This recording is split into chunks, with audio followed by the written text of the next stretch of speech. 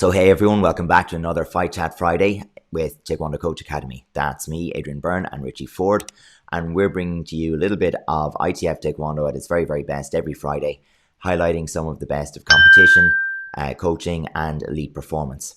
Today, a little bit different. Richie, will you introduce the topic for us? Yeah, sure. So today's topic basically is going to be comparing a little bit of ITF with WT, formerly known as WTF Taekwondo. So our last couple of episodes here have been like a compare and contrast between various ITF groups and between kickboxing, WACO and ITF. So it will be cool to finish that off with a comparison of WT. So just some general topics and facts here that we have on both. So we have ITF, which would be traditionally seen as the more martial arts side of Taekwondo. And then we have WT, as we said, formerly known as WTF, which would be traditionally seen more as the sports side. So WT is the one that you will see in the Olympics. So often confused with both. It's easy to distinguish in terms of the equipment. So you see our ITF guys would usually have actual gloves and bigger foot protectors, where the equipment that they use for safety is a little bit smaller in WT. Also, you'll notice that there's no head punches in WT, which is an important thing to notice because we'll talk through that later on in terms of shot selection and things like that. So a lot of the rules and things like the techniques that are used will be similar. But of course, there is some rule differences which we will bring up, and that gives some different looks in terms of scoring, the techniques allowed. Of course, you can have KOs in WT, which is a big part of their game. We'll also look at things like the ring orientation, which may be a different shape in WT as well. So we're going to have a little bit of a look at the differences and the similarities, and then we're going to try as best we can to look at the skills that we can incorporate for each other's sports. So some of the things that have come in the past from each other's different sports, and then things that maybe we can take in the future. So what are the things that the WT guys do really well, and what are things that the ITF guys do really well? And a good comparison that we have for that today is to use Ken Edwards. So he's a Jamaican competitor who has competed in ITF, and that would be his traditional style. But he's also competed in the Olympics in London 2012 in WT. So we're going to have a little bit of a look at his clips there as well, which will be cool to compare and contrast. Yeah. So yeah, that's the plan today. So if you're new here, make sure and subscribe before we get into it, and hit the video a like if you're Team Taekwondo, whether it's ITF, WTF. Give the video a like. It really helps us to get our videos out to more people in particular the ITF side of things, but of course we can take from each other's sports as well. So it really helps us to get out there on YouTube. And of course, if you think we're doing a terrible job, hit the thumbs down button. So that's perfectly viable as well. So before we get into it, Adrian, will you just go through some of the topics that we're going to discuss today? Yeah, definitely. So we are going to be comparing Ken Edwards and his fighting style in ITF and in WT, and looking at the a compare and contrast there. We're also going to have a look at how the punching that's allowed, the punching to the head, particularly in ITF, affects the shot selection, and the kind of shots that are possible in WT because there isn't punching to the head. We're going to look at the necessity for high-level kicking and flexibility in WT, and look at how that might translate into ITF and give us some extra value. We'll look at the differences between in the rules between the two codes, and the value of the scores, and how that maybe influences some of the tactics.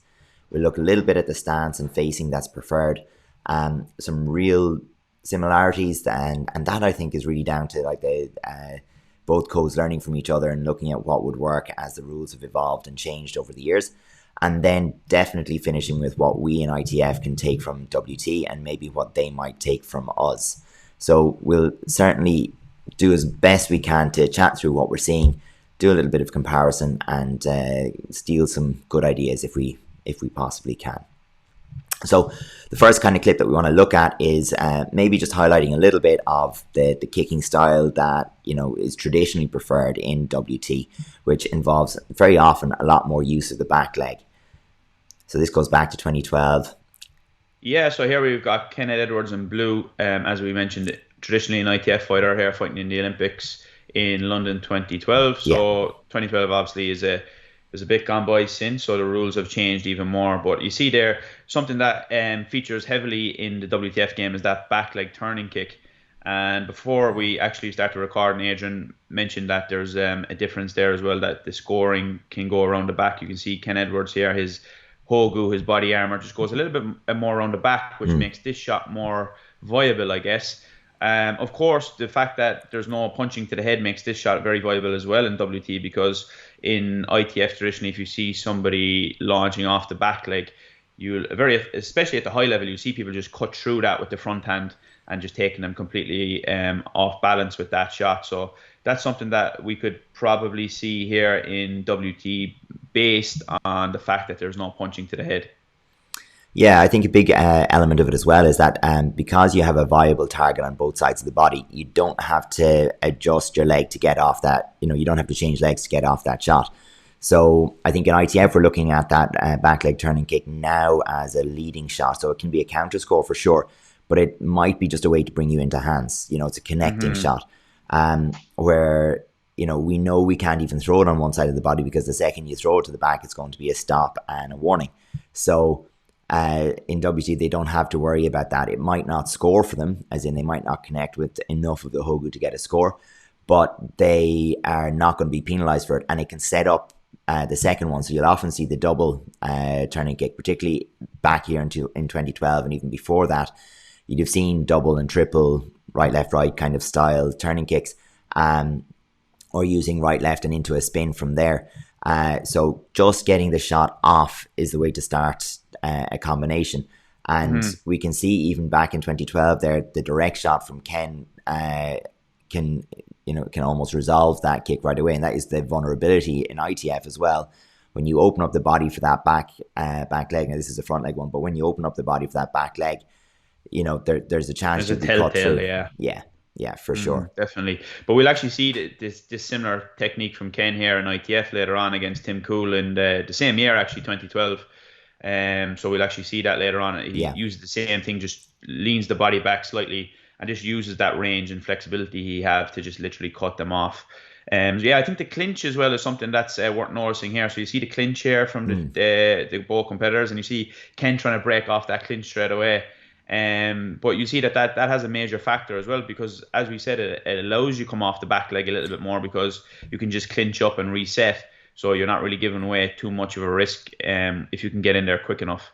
Yeah, and it means that the shots that are thrown sometimes are, that, and there's no problem with contact.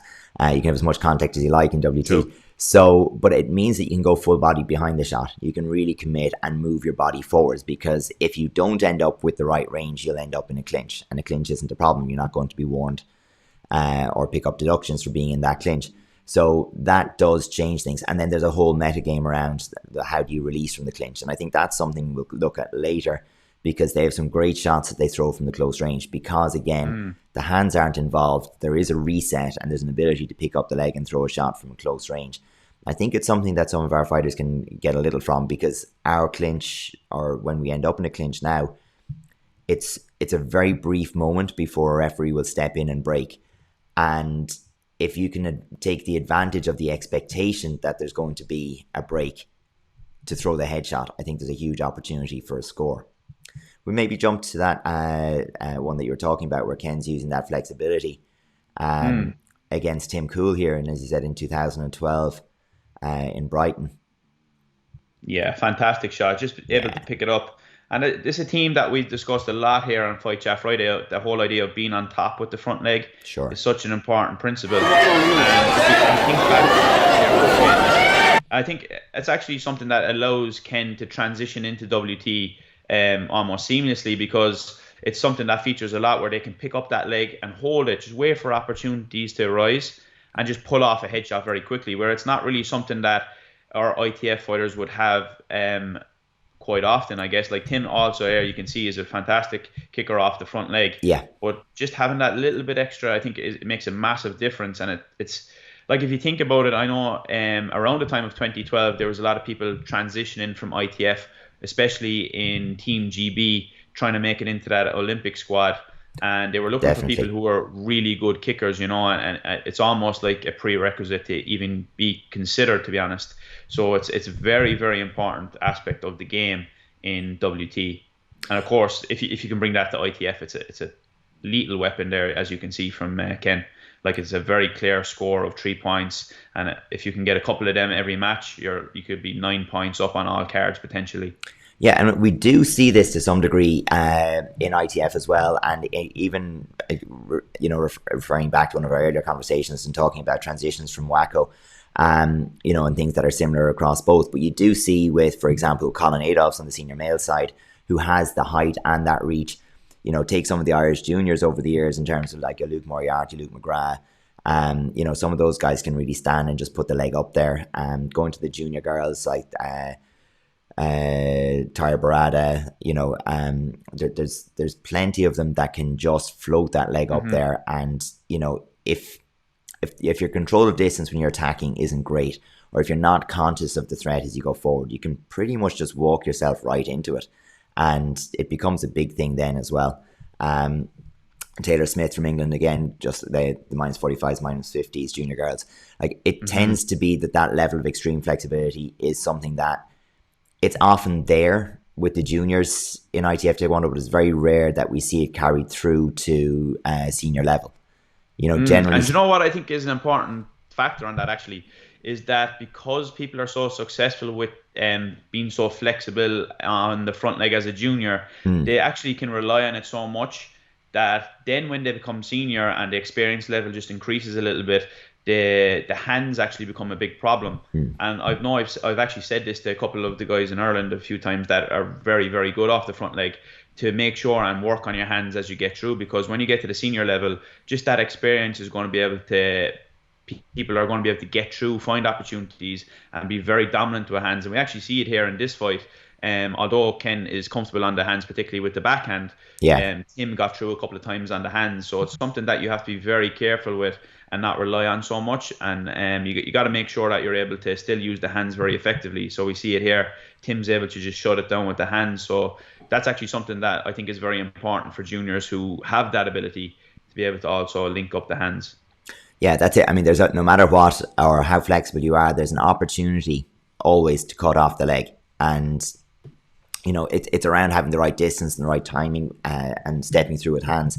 Going back to some of the earlier fights when we were looking at good blitzers, like I said, we have Colin Carroll that we picked out at that stage, but there are plenty of others that if the distance control is good, and the tempo is good, then regardless of how flexible you are, you won't really be able to pick a shot on the person coming through. It's really difficult that way. Well, not to the head. So you really want to put some distance between them, and that's Tim. Just like do you know what? That's actually a fantastic segue as well to just talk about the whole idea of the ITF fighters being able to bring that to the WT game. Because I think we have a clip here as well of Ken actually landing a very clean, nice backhand in the Olympics. And I think that's just because his knowledge of that side of the game, where you can see somebody coming and launch and you're just stepping right through. So I think that's a very important aspect there that you bring up. Yeah, I'm not actually sure which one of our clips has Ken, but we'll certainly have a look until we find him. But the it is, as you say, one of those things where it's something that maybe has crossed the divide towards WT, where the punch wasn't getting an awful lot of leverage for a very long time in the scoring, much like the side kick wasn't getting a lot of leverage. And the change to the electronic scoring with the Hogu and the pressure sensitive scoring initially, even before that, led to a situation where all of a sudden these shots could score. So when it was just a case of measuring that pressure, all of a sudden you could punch hard and you could get that score, where it almost had to be a knockout punch in years gone by for WT to get that that really nice clear score. And now you're starting to see more fighters use that to cut off the front leg. And that's also true of the side kick or the cut kick. There's a couple of names written WTF, but that when you actually do get a good connection, and we'll see it with some Jay Jones clips later, you can build up scores very, very well with that, and it takes away the requirement for the extreme flexibility to some degree as well. So it becomes a different shot for them. Yeah. I think that's something that actually has transitioned into the WT recently, as you said, with the likes of Jade Jones and people like that, of just being able to use that front leg to clash. Again, keeping that principle of being on top. Here we see the backhand actually Yeah. from Ken Edwards that we were talking about. So as we were just mentioning earlier before we talk about Jade again, just Mm. that stance change as well is important. You see Ken here is a bit more half facing. It just gives him a little bit of an advantage. So he almost has that in his mind already, that what he's going to do. And I think that's something that ITF fighters will recognize instantly. So that's something that's a nice crossover from ITF to WTF. I think that's a skill set that we would definitely be able to bring forward, especially coming off that back leg. We mentioned it earlier of the step. So you see Mm. here that the Chinese competitor, he just makes a foot to foot step, which is a big telltale for any ITF fighters, especially at the high level. So I think that that's something that's very much a prominent feature at the moment as well. And you will see that step far more commonly in WT than you will in ITF. And, Definitely. the skip kicks or step kicks, and even with the side kick, they will use that short step along the ground a little bit more commonly. And I think a huge part of that as well is they don't have to deal with someone countering with a punch to the face. Yeah. So if you're, So I think that's the key difference in terms of allowing you that. So you can take the chance that the person will cut you off, true. for the potential reward that, most people's reaction to a shot coming forward, they'll give ground. They'll make a little movement. And having that little step allows you to carry forward. And we were talking about when, really getting good use out of that front leg. If you can shorten your stance, you can carry much further. You can pick up your chamber higher more easily, and it gives you the options to get that front leg doing all of the crazy stuff that some of these guys can do with their front leg. Yeah. But you need to be able to get the chamber up first. And from that deep stance, it's not going to happen. So they have to shorten to get the front knee up. It gives that opportunity to step through the backhand, and Ken does it, very, very well in this one. It's a nice kind of little snapshot of it, but we'll see it used extensively by some of the other competitors later, and from Jade in particular. But I think it's interesting to note as well that this actually wasn't scored in this particular fight, and to me, it's as clear Yeah. as day. Yeah. So maybe it's to do with the force behind it, or maybe something like that. But I don't The think they had scoring the system electronic has scoring here, changed. did they? They do, yeah, it's Yeah, electronic, but the scoring system has changed quite a bit in WT. And that has been because very much initially people couldn't interpret what they were seeing very well. It's like watching a fencing match where, unless you understand priority and right of way in fencing, it's like the scoring doesn't make sense. Yeah. And that was happening with WT. You're seeing these big shots land and it's like nothing's happening. And even initially, the scoring for the body kicks was only the 1 point. The head kick was that there was much lower scoring, and they Yeah. have changed a lot of things to make it much more accessible to a casual spectator who wanders in, has some interest in a fight sport, and it does show that kind of the electronics are let handle some of the scoring, and then there are judges as well who step in and who add the extra scores for the jumping kicks, for example. Yeah, but that's probably why we don't see many body punches in ITF, I think, because if we actually just pop back to that clip from Ken, Yeah. you can see that like the visibility of it isn't very clear for judges. Like No. as he steps through and lands that, it'll probably be the judge in, we say, like the bottom left corner might visibly see that at best. Yeah, You know, and in so WT they only have 3, so they don't have 4 corners. So even less of a chance again. Exactly. So yeah. And if you go back to London, I think at this point in time, the way they were using their scoring was like the amateur boxing, where you needed to have 2 clicks within a second agreeing. Okay. So if you only got to see that on one judge, you weren't going to be getting that score. So, and even if you go further back into the history with their electronic scoring, you needed that loud bang off the hogu, so that because otherwise people would assume you hit an arm or you didn't hit hard. And only certain kicks gave you that loud bang that would let the referees hear it rather than see it. So it was the I guess was that's almost where on the that sound. key app comes from as well, I guess, isn't it? Just why not that emphasis, play the game? But it's now much clearer in the scoring, and I think they're much happier with the the fact if a shot lands, it registers on the hogu. I think there's still a little bit of debate, but between the electronic contacts and the pressure sensors, I think it's getting there. But obviously, then, like with that backhand, like the guys on the other side of the flip side of that, they understand that okay, it's not a massive threat because the fact it's not punching me in the mouth. go back to Mike Tyson, like Yeah, nobody likes getting hit in the face, and your plan changes immediately. yeah, So take that out of the equation, and then take out the fact that maybe it's not going to be scored by a lot of people. I think it will be interesting to have a look at how the game has changed based on the scoring now, and the fact that it is a bit more scoreable versus back then. It probably wasn't yeah. respected as much as we can see here. Let's have a look at a couple of clips from very recently. This is just I think it was Manchester Grand Prix in 2018 or 2019. So it's far, far, far more recent. We can see straight away the change in the shape of the ring. The ring size has been reduced, and that was an attempt to force the action. But we can see right away there, there's a couple of shots that are different that are scoring now from Jade that wouldn't have been scoring back in 2012 with Ken Edwards, and so the cut kick or the side kick, is definitely one that's scoring. So we can see here the little fist has come up, and you can see there's it basically raises the possibility of a score then as well. So Yeah, the angles these girls are throwing as well off their front leg on the hips, you see like twisting kicks and things like that, which you yes, wouldn't really see in ITF. And again, look at the score here, like 17-3. It's not something we would ever see in ITF really well. Not and at the not a highest head level kick like these inside from guys Jade. anyway. Yeah, and that's something that you actually picked up on earlier, said that it's becoming a little bit more straight line and body kicks off the front leg Yeah. these days. Keeping in mind that it was 2012 when we were seeing a bit more action there in the earlier clips. Yeah. So a couple of things I find quite interesting here, and maybe a bit of transition. Here you'll see a hook kick from Jade to the body, which, I mean, who throws a hook kick to the body in ITF? But it will score. Like Again, it's the as clear pressure a score. sensor, I think, makes a big difference for that, isn't it?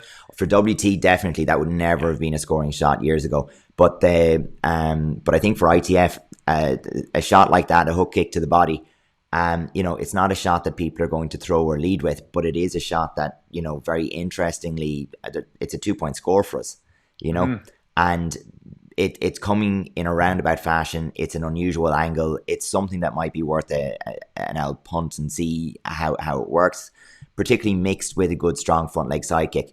I think the issue that you're going to have with us is range. Yeah. Reaching through and around to the open side of the body is going to be that little bit more difficult in some cases, but it might be one where off of a clash and a land, rather than coming to the head, you might come up to the body. I think this particular one here as well, that clash is something that we actually use ourselves now. So clashing that front leg, but we'd be going to the head. So we'd be looking to take the front hand to the head after the clash. And we can see that the improvisation here, the adaptation here, is that you clash the legs, go to the body and into your clinch. We can't do that. But the same principle of spoiling the leg by clashing certainly applies. And we look to maybe get a score to the head by being on top, as we've said before. True. Yeah, do you know something that I just noticed there as well, Adrian, is on the clip where there's a clash after. See here how, I don't know whether it's deliberate or not, but Jay Jones seems to be, like, just for me thinking in terms of grappling, she's specifically going for the underhook. So the underhook here, and I wonder, is that a tactic, and is that a ploy in terms of if the action is allowed to continue to be able to create the space? So I wonder, is that deliberate, or is that just something that happens? So if you know about that, maybe you can drop that in the comments as well. But I'm 100% sure that there's no accident here. It looks like she's looking for it and she's searching for that. Yeah, but and a huge thing is, like, and we'll have a look in another clip in a second. We'll see what damage can be done from the inside. But if the Canadian girl here, Park, can have both of her feet on the ground, she can kick. Once she's got one foot in the ground, or the weight is taken off of one foot by that underhook, she is not going to be able to swing the legs as efficiently. So she's going to be throwing off balance right away. And once the leg starts to come up at all, Jade's going to be leaning on her and she's going to fall. So, it's going to be very hard to actually get a decent kick to the head. And as I pulled out a few shots now, and it's from a highlight reel, but the shots are, unreal. And you'll see some of the inside shots from very, very, very close, and the damage can be done from very, very close. And you'd understand maybe, I think then that will kind of give you a clue as to why Jade doesn't want to give control inside. Especially as we look at her style, which is a lot of long body kicks. Yeah. So she's probably not favouring those head kicks and all, like that kind of crazy stuff. Really, is probably not her game, and she's probably trying to avoid that at all costs, which is something interesting to note as well. I guess that based on her style, that's probably why she's looking for that clinch to avoid any possibility of the shots that we're going to see next. Yeah, quite direct, quite straight line, and I don't think she's particularly tall for her division either, which will always influence it. But yeah, this was just to have a look at some of the options that are there when you have that extra flexibility and when you take away the threat of getting punched in the face. Great shot. Yeah, but I mean, this shot is like we sometimes call it like abdolio or front leg flicky, and it's a sly little shot that we do actually use, but I've never jumped with it. It's that changes it a little bit as well. Yeah, we still have this idea as well that we mentioned earlier of a prominent feature in WTF is they keep that leg, wait for something to almost happen, find an opportunity, and then they'll go for the shot. So it's just kind of hanging around there with that leg up is a bit more of a feature, I guess. And it's again, I think it all goes back to not being able to be punched in the face. You have the ability to do that a little bit more. Whereas if you're standing on one leg for a long time in ITF, there's a good chance that somebody's going to take advantage of that. So that might be something worth noting as well. The momentum change when you can go to hands. So if you're standing on one leg and a person can actually connect with hands, you are going back. There's no two ways about it. Yeah. Whereas when it comes to a kick, you can throw a band-aid into it or something, but you're probably not going to completely take the person's balance and shift them unless you make a really solid connection with the kick. Whereas even just pushing into a standing person when they're on one leg, even if you don't connect with the hands, the body contact is going to give up so much space. And then we're conceding ring position, we're conceding warnings, we're potentially conceding scores. We lose a lot of advantages in ITF, I think, from a bad clash if you're on one leg. But look at this guy here with the axe kick. I mean, we did a video recently on axe kick. It's such a clear shot. Yeah. And I think that a couple of guys you mentioned there earlier of having that really good front leg, it's something that has really come into ITF off the front leg a bit more recently. I think that ability to go from a half-facing axe we see here is a bit more full-facing. But again, that's a big feature of any of the elite guys we've seen in all these analysis videos, that they're seamlessly able to transition between different facing stances and body types, body facing, I guess, full facing, half facing, all of that, to be able to pull out a range of shots. They're not really stuck in any one particular style. And you see it here, he goes full facing and it's clear as day. Nice headshot there, I think it's interesting to note as well that we'll see in a clip here in this set of clips that as somebody falls over, he lands a great shot. But we had a discussion about this before we recorded to say that it's actually in ITF that wouldn't be a score, but in WT it can be a score. Yeah, as I understand it, the score comes first and the falling comes second. They'll give both. Whereas in ITF, if you fall on the way, if you don't regain balance after the kick, you're not getting your score. So yeah, it does change things kind of dramatically. One of the things I'm very impressed by with these guys, their ability to threaten both sides. So here we go. I'll just give it a moment. And I will come back to that one in a while as well. I love that shot. But the ability to threaten both sides and both facings is quite a nice feature. So, often when the leg is up, it really is only threatening the open side or it's only threatening the blind side. And the ability to shift shots that go from right to left, left to right, it just makes it very difficult to guard. Again, I think that goes back to not having the hands, the fact that they have to be a bit more versatile with both legs. Yeah. Whereas in ITF we can get away with it a bit more just by being able to punch to the head. Yes. I think is one of the main reasons for that. It allows people to be a bit more one leg dominant as opposed to here, because the weapons are reduced a little bit. I think you're forced to be able to use those legs way more variability. Definitely. And then just coming back to that last shot that you were commenting on, the one where the guy lands. Here we go.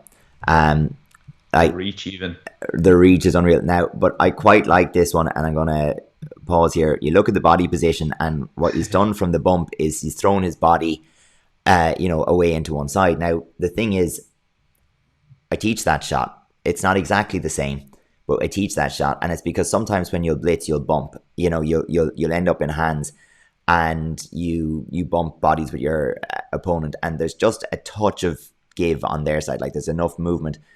And if you feel the space opening up at all, it's very easy to go from toe to toe, almost face to face, and get the outside to inside crescent kick, if we want to use more of an ITF term for it, an outside to inside crescent kick up on top of the head or up to the side of the head. And you can do it from really, really ridiculously close. And it's not even, doesn't take that much flexibility, you know, once the body position is there. And when you're throwing your body offline, your body really isn't there to receive counter punches and so on. Now, I tried to do it without falling over, definitely. And, you know, it's just a thing, you need a little bit of momentum, but because they don't actually need that, because the falling over is potentially an option, you know, his opponents as well, even moving towards him. As well, though, I think that the fact in ITF that, like, if that happened, what we've seen, they're not even given that opportunity to release and get a shot off a lot of time because the match will be stopped. Yeah. You know what I mean? So a lot of time, like, if there's like even a hint of a clinch or even a hint of a breakdown in the middle, the referees are very quick to get in there and stop that, rather to leave the fighters work out of that situation. So I think that also could be a feature of that, you know? Yeah, definitely. I mean, I have to say, when I look at the fights that we're seeing in WT, and I kind of think, okay, what can we take out of that for our ITF? You have to be very selective, because the rule set is massively different, and the impact of that is huge in terms of the shot selection and how you'd use them. But there is a legacy and a history of techniques and styles being adapted from WT to ITF, ITF to WT, and I think it's our turn to steal from them again. So you kind of go back to the 80s, and the Dutch in particular, under the Tapalatus and Grandmaster Boss and so on at the time, like, they did a huge job of adapting some of the signature WT techniques to ITF. And all of a sudden, the likes of the back kick, and in particular the switch back kick, sneaked in, you know, and it became a shot. The angled turning kick, so the really short turning kick, or 45 as we were calling it at the time, the 45, became a thing. Cutting with the reverse turning kick and the downward kick, so going with the more relaxed bent knee approach and cutting the angle on the kicks became more of a thing. And, you know, the axe kick, chop kick, you know, that came in as well. And it just started to come with, rather than the straight leg shot, the bent leg shot kind of came in. The more direct line, you know, A to B through the middle shot came in. And I think, you know, that was a great time of growth and expansion of thinking for ITF, and it challenged people to find solutions, and they did. And, you know, so that became an evolution thing. And then the WTF became WT, and their rules changed, and all of a sudden the ITF front leg, side facing style, the side kick fencing, cutting the distance with the backhand, all of a sudden were viable options and could get scores. And you could see people like Jade there come out and shine. Coming from an ITF early years, an ITF background, she's probably many more years in WT now than she had in in an ITF style, but the techniques and the principles became valuable to WT, and a lot of their fighters are using, you know, these cut kicks, and they're going more side facing, and they're transitioning between two styles.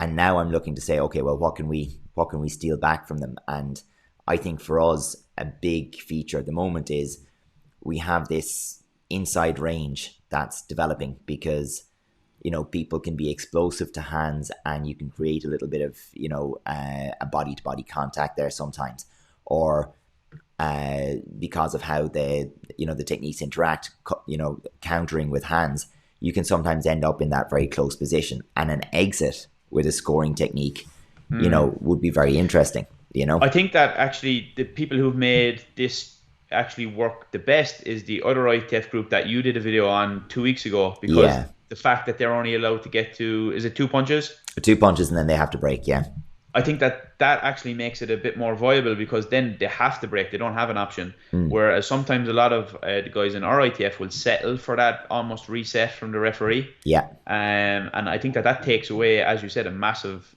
opportunity to be able to get those, we call them like exit shots, not exit in the ring, but exit in contact. Yeah. That's a big opportunity there for sure. Yeah. But I think it's an opportunity as well, because we've had a couple of years getting very, very used to how the referees will act under particular situations. And so naturally, without any training or preparation, what you're thinking is your body, you naturally adapt to what you experience. And so if you're expecting the break, you'll kind of mentally shut off a little bit and start thinking ahead to what I do after the break. And if you're more present, in that moment, and you don't let the break come. So you end up in that position and you find the exit shot, or you get you end up in the clinch and you find a way out of it. Well, potentially the referee doesn't stop the match because there's continuation, and you get a score, and you have this big momentum shift because the scores that come from there are huge. These if you're getting a head kick from a clinch or from a very, very close distance, I mean, those are huge scores, and you're probably going to be able to capitalize in a big way on it. So I think even if it's only something that you train for the kind of the mental training effect of what's the best decision for right now, I think it's always thinking positive. It's always thinking correctly under pressure, and what is next. And if you can do that and be much more present in every second, because we're only fighting for 4 minutes. So if the person who can be more mentally present for longer in the 4 minutes is going to have an advantage, and thinking of things that you can do in those situations. Like, how often do we see someone from a break attacks directly and catches the other person still looking at the scoreboard? It's just being mentally present enough to take an opportunity that emerges. And as always, you have to train, you have to prepare, because it won't just happen on the spur of the moment because it occurred to you. It's going to be something that you have practiced. You have made those decisions in those situations many times before in training, and then it'll come out. Yeah, So, definitely.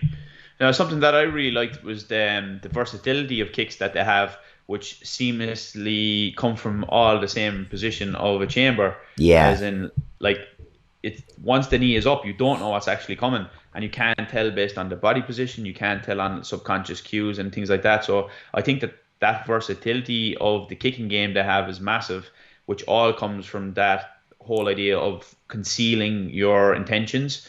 And so I think that's actually something that could be very, very valuable for us in terms of just expanding this shot selection, and things like that as well. Can be very effective. Yeah, Carl Van Roon talks about a universal chamber, and I think it's a good way of looking at it, that it's, it's an in-between position that you can go a lot of places from, and if you keep showing that in-between position, you keep your opponent guessing as to what height, what level, and with these guys in particular, what side of the body or head the shot's going to come at, because you can't protect everything. So as long as you're the one taking the initiative and you're the one taking action, the odds are in your favor, because the other person has too many guesses to make. So if you have to protect top, bottom, left, right, you can't do that. So you have to make better decisions. And I think having the ability to take something like a universal chamber and threaten multiple shots is a huge advantage. Is there any rules that you'd like to see come into our ITF from the WT? The continuity is a big thing. So there are certain things that, I'd like to see maybe not carry warnings in ours. As a fighter, you'll know the ones that I kind of mean, like the ones where you throw a shot as the person's moving, it kind of hits them to the back or whatever, and it's just like it's part of continuation. Just a big momentum breaker as well, isn't it? Yeah. In terms of, like, if you're on the road to maybe pulling some shots together, building some combinations, squeezing the space, and all of a sudden the referee intervenes very quickly. I think that's a good point. Like, if you look at the WT guys, I think that you mentioned that it's only for almost things that you do intentionally that you'll be penalized for. I think that absolutely. would be, like, again, that's very difficult to judge, but it's something that could be very beneficial for us, I think. For sure. Yeah, that's the main thing for me. It's like some small moves to move towards continuity would be fantastic. I have to say, I don't think we have a huge problem with our scoring. I think our scoring works reasonably well with the new electronic scoring and it being visible and everything. I think it works pretty well, and that was a problem that they had to solve for themselves. Whereas I'm pretty confident that our scoring is relatively accurate most of the time. You'll always feel like, no, I was robbed there, I didn't get that score. But at the same time, it's who saw it, was it extended, were you looking at it, were the criteria met? And so I think, for me, it really is more around the idea of continuity and what a warning is and what it's for. The other thing is just contact. I think, Adrian, actually, sorry, just before we move on, I think that might be a good opportunity for you to just highlight the good work that you've done in the ITF Coaches Committee and the survey you've done recently of maybe people not wanting small margins to determine matches in sparring, particularly like as you said, the warnings and these small little things. It would be cool to maybe share some of the general thoughts, maybe. Yeah, so just very quickly on that one. So with the ITF Coaches Committee, we did launch a survey. It was a two-phase survey. The first one looked at really, really experienced coaches, kind of handpicked about 34, I think, coaches responded to that one and gave detailed thoughts on an awful lot of varied topics across ITF Taekwondo competition, not just sparring. And then the second phase, we took their opinions, their thoughts, their questions that that expert group had, and we sent that out as a survey, and that was responded to by about 350 coaches from around the world. And when it came to sparring, like the main message that did come through, and I mean, this survey will be released to to everybody once the board have had a chance to look through everything in full, and we get it all dressed up and the report written for everyone to see it. But the outstanding message when it came to sparring from everyone universally was, we want sparring to be more continuous. We want less, less direct involvement from the referees. And we want warnings and fouls to be less of a factor in deciding the winner of the match than the scoring that's done by the competitors. And I mean, we put it just really, really simply. Those would be the takeaways that the vast majority of coaches kind of came back with. And I am not surprised. There's very few coaches that I've spoken to over the years who are saying, no, I really like to see a clear, start, stop, that's how I like sparring to be. Most people would say, just let the guys fight. And, that's the phrase that's used in Ireland, of just let the guys fight. But, obviously that's intended to mean guys, girls, anything at all. But the focus is always on continuity. Let's just have a match that we can sit back and watch and let them sort it out for themselves, really. With the referee involved, just looking after the safety of the competitors and enforcing the rules as necessary. But if the rules need to be made a little bit simpler to have the referees be able to take a bit of a back seat, then so be it, And I think that's actually something that WT have done pretty well recently, yeah. Yeah, definitely. It's something that, I think it has been a focus because, again, if you think of things from a spectator perspective, the less the referee is doing, the more understandable it is to a spectator. If it's a highly rules governed sport and everything is down to the minutiae of understanding of the sport, then it's hard. But if a spectator can come along and go, yeah, you hit him more than he hit you, sounds good, then it's an easy one to understand. And that's something that we talk about in Ireland. We have GAA, so we have hurling and Gaelic football, and that's something that is mentioned in both those games all the time. The less work the referee does, the better job they do, essentially. The less involvement they have, the better the game is, and the better job the referee does, essentially. And I think that's something that's very, very important for the free flow of a match, particularly. We've got short times there, 2 minutes of 2 rounds in ITF. It's a short time to get your work done, and if that's been interrupted consistently, I guess it just makes it even harder again. So yeah, it's something that we could definitely learn from the WT guys. So yeah, that's covering today's video. So just as we wrap up there, make sure if you enjoyed it, hit the video a like. And as we said, if you didn't enjoy it, feel free to hit a thumbs down button on that. So thanks for watching. If you made it this far, make sure and subscribe if you haven't. And make sure and get into the comments there to discuss anything that we might have missed, or anything that you wish to add to the conversation. And we'll try to get a bit of conversation going there. Until the next one, see you next Friday. See you, Richie.